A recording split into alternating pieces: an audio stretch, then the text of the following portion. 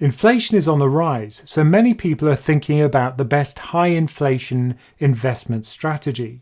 We're looking for assets which not only give you protection against inflation, but may actually generate a profit and benefit from inflation. And there may be some surprises later in the video. Now, if you do want to learn more about investing, a great way to do that is as part of our Patreon community.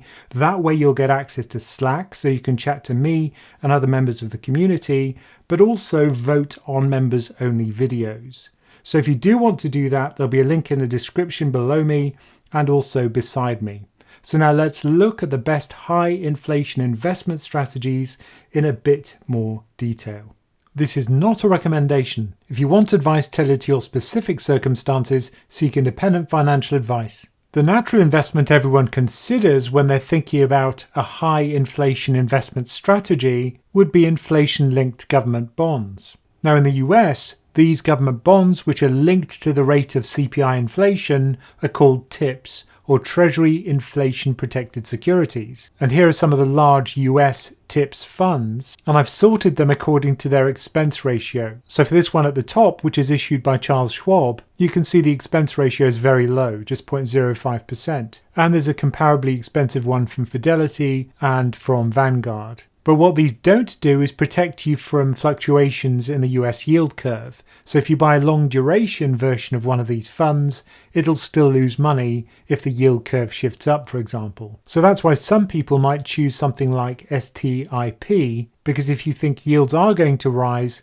you want short duration funds which will lose less money. So this one only buys 0 to 5 year maturity TIPS, and therefore it has a short duration and it's less sensitive to interest rate fluctuations. And this third fund from Vanguard is also a short-term inflation protected securities fund. Again, it has short duration so that if rates go up, you won't lose so much money. The other complexity that goes with inflation-linked government bonds is that in order for them to be worthwhile, inflation has to average more than the break-even rate of inflation. So let's say you've got a TIPS fund which has a maturity of about 10 years. Well, in that case, inflation would have to average more than the break-even for the duration of the fund. And if we look at US break-even rates at the moment, that would be a rate of 2.4%.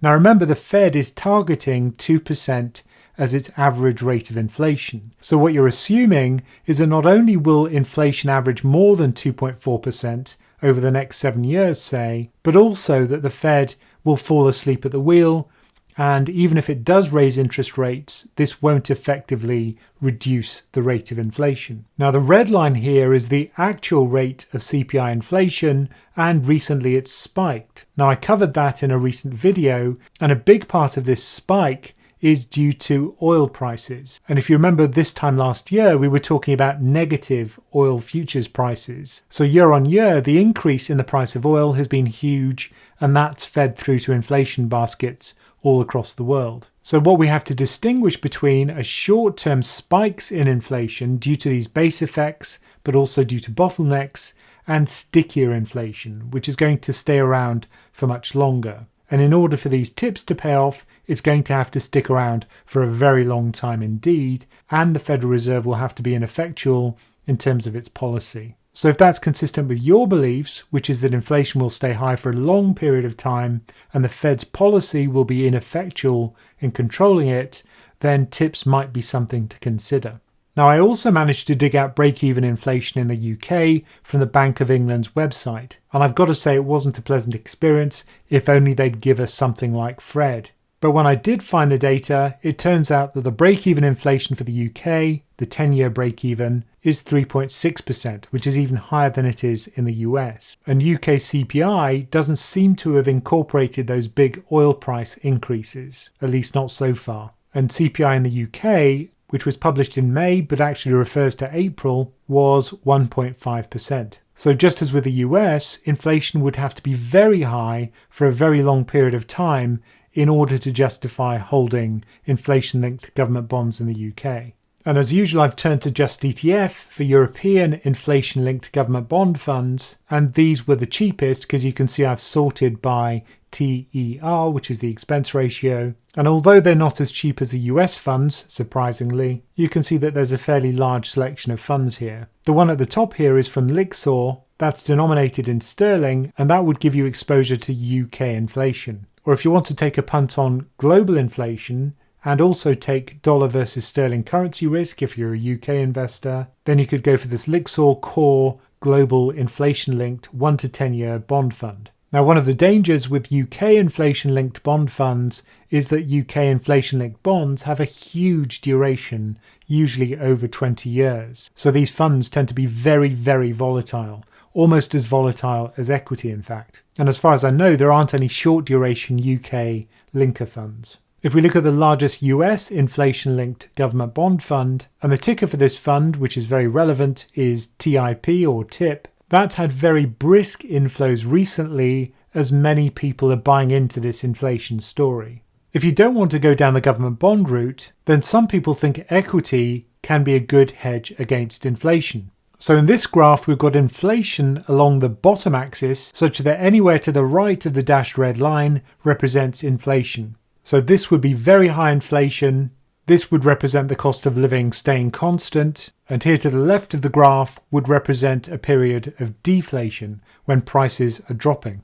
Now the y-axis of this graph represents valuations of the S&P 500, which is how many dollars people are willing to pay for every dollar of earnings over the previous decade. That's called the Shiller-Cape ratio. And what's interesting is that the data loosely fits a kind of bell shape, where the peak of the valuations is around the Fed's target, which is around 2%. But notice what happens if inflation increases a lot. So let's say if inflation is above 5%, what we see is that valuations fall very rapidly. And in the equity world, this would be called a derating of equity, when the price to earnings multiple falls. Why is that? Well, companies' margins start to suffer if inflation rises too high, because companies themselves have to increase the amount they're paying for the raw materials and the wages which they need to operate. And if they can't pass on those price rises to their customers, their margins will suffer, and so will their profits. And we also get a derating of equity if we have a period of deflation when prices are falling. That's because the economic conditions which usually come with that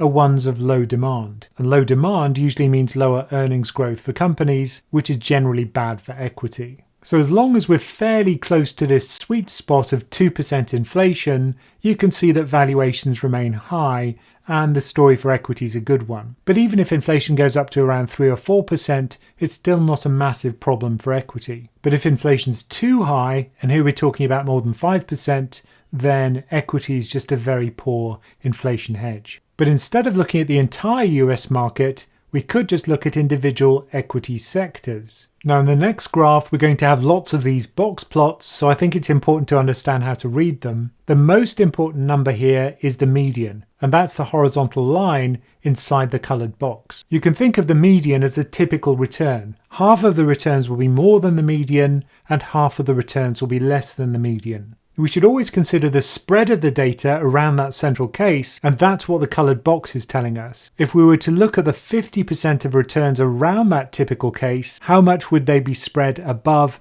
and below it? And then this whisker at the top tells us about the extreme positive returns, but that excludes the really extreme values which are called outliers, which are visible as dots on the plot. And then this whisker at the bottom tells us about the low returns. And in this case, we've got two outliers which have very low returns. So each of these boxes is one sector in the US equity market, and they're in alphabetical order, going from consumer discretionary on the left to utilities on the right. And then we've got the broad S&P 500. And then these coloured box plots tell you what would happen in a low inflation environment, in a medium inflation environment, and in a high inflation environment. And this is based on monthly returns going back to 1999. Let's start off with the consumer discretionary sector and notice how the median falls as inflation increases. So it's highest for low inflation here on the left, slightly lower for medium inflation, and then it's lower still for high inflation. So this sector at least seems to be negatively impacted by inflation. And if we compare that with consumer staples, you can see that the medians actually increase as inflation increases. So that's the opposite effect. But what's pretty clear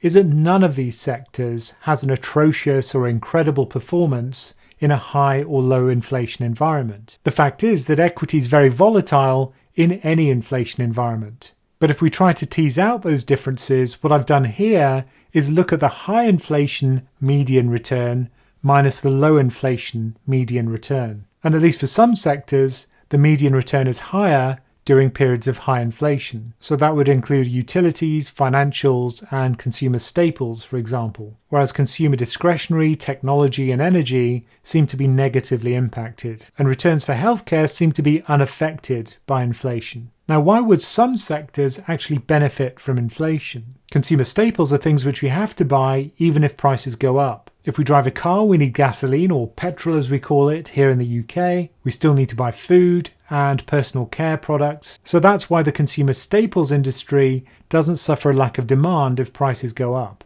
The demand for its goods and services is said to be inelastic with rising inflation. Inelasticity is important because it means we're still buying the company's stuff even if the prices go up. Compare that with consumer discretionary. These are more luxury items, and if inflation goes up, well, we don't absolutely have to buy high-end items. So if household income falls due to rising prices, the consumer discretionary sector is one that's likely to suffer, and that would be stocks like Amazon, for example. Another alternative is to go for thematic equity funds. These would be funds designed specifically to have stocks which will benefit from inflation. And here's one such fund created by a company called Horizon Kinetics. And the ticker for this, which again is a great one, is INFL. Although this is an exchange-traded fund, it's an active exchange-traded fund, which means high fees. So for this fund, the ongoing fee, the expense ratio, is 0.85%, which is certainly pretty high. I'd consider anything above about 0.2% to be expensive. But what's interesting about this fund is a thinking that goes into the stocks and sectors which make up the fund. So the goal here is to have positive real investment returns. So in other words, returns which are higher than inflation in an inflationary macroeconomic environment. But it also considers which companies would be profitable through an entire cycle. And it wants companies which are scalable, so presumably they can grow their earnings, and they're also economically resilient. So if we do get a recession along with high inflation, then these companies should be okay.